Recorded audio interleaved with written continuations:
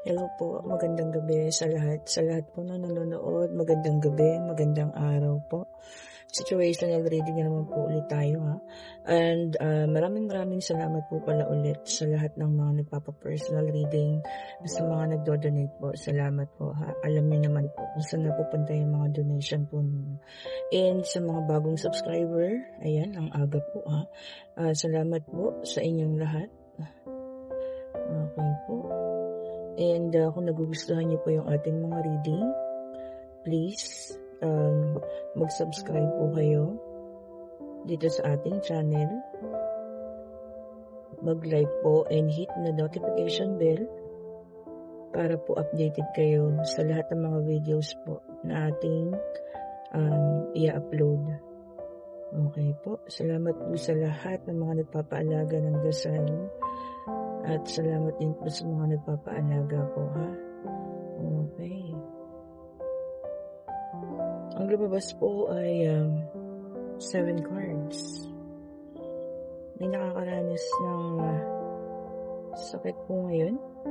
Sobrang kalungkutan ano. Tingnan natin ang clarification sa mga barahang ito. At meron din po tayong 6 of Wands. Merong pinag-iisipan or maaaring merong pupuntahan ano po. And lumabas po din ito 7 of Cups. Marami po kayong option, maraming choices, maraming pinagpipilian. Meron din iba sa inyo naghahanap ng balance. Okay po. At meron din pong iba sa inyo ay may mga kadil or may mga pinag-uusapan, maaari pong ito ay sa trabaho ha. Meron kayong mga pinag-uusapan maaaring sa trabaho. At may ilan din po sa inyo na may parating na bagong tao. Give me more clarification po dito ha. Give me more clarification. Nagmamadali po So, lumabas po. Tingnan nyo parehas. 6 of Wands.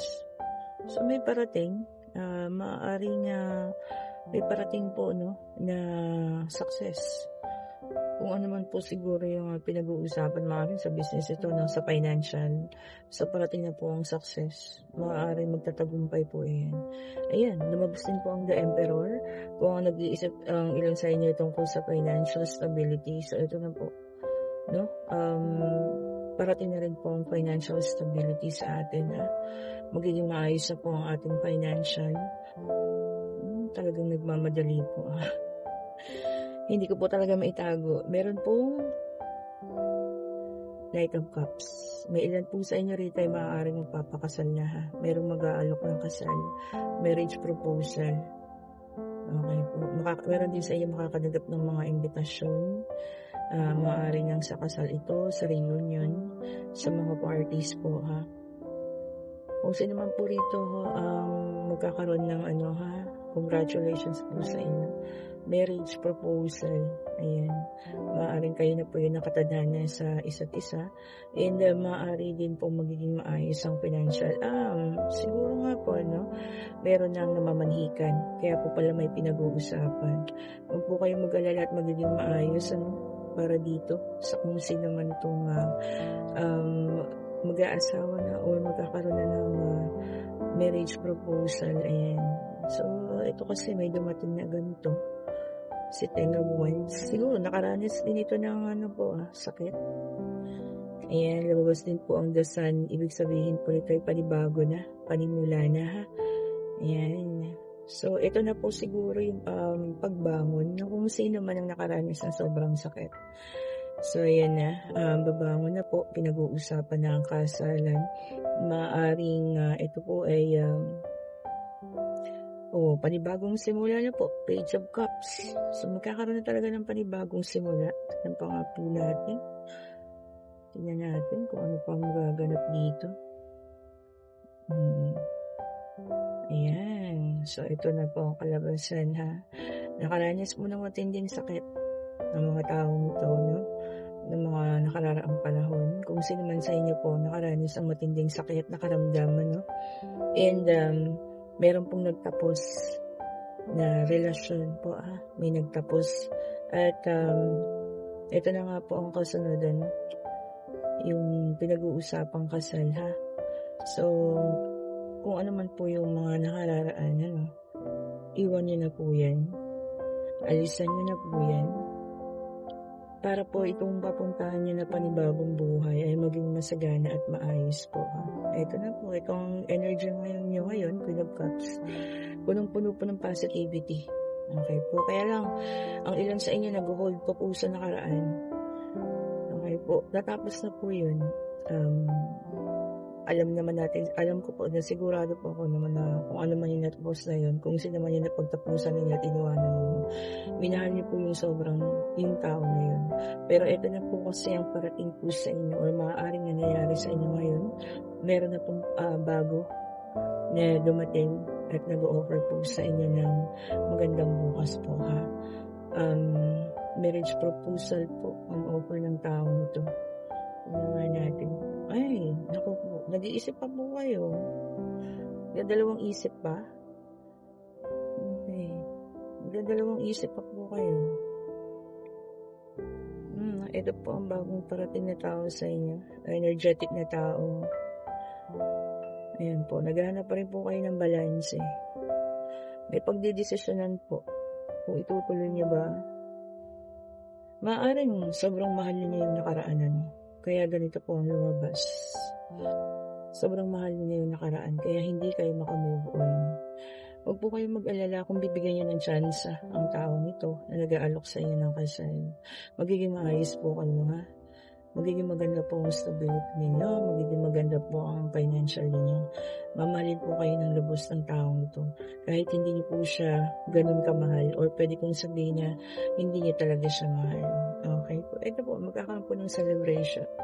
So, nasa sa inyo po talaga, kung papayagan ninyo ang taong ito ay pumasok sa buhay ninyo. Magkakaroon po ng kasalan. Magkakaroon po ng marriage proposal po, magkakaroon po ng celebration. Yun nga lang po, nasa sa inyo pa rin ang pagdesisyon, Kasi, pakiramdam ko, mahal niyo pa yung taong nakagawa man sa inyo ng sakit, sobrang minahal niyo po yun. At, maaaring naghihintay pa po kayo ng kanyang pagbabalik, Tingnan nga po natin kung ano pang lalabas sa ating mga baraha. Tingnan natin. Talaga po. Two of Wands, two paths. Meron po kayong pag-iisipan. Maaaring kukontak po ito sa inyo, Kasi naman yung taong iniisip nyo sa inyo ngayon or maaaring kumukontak na sa inyo.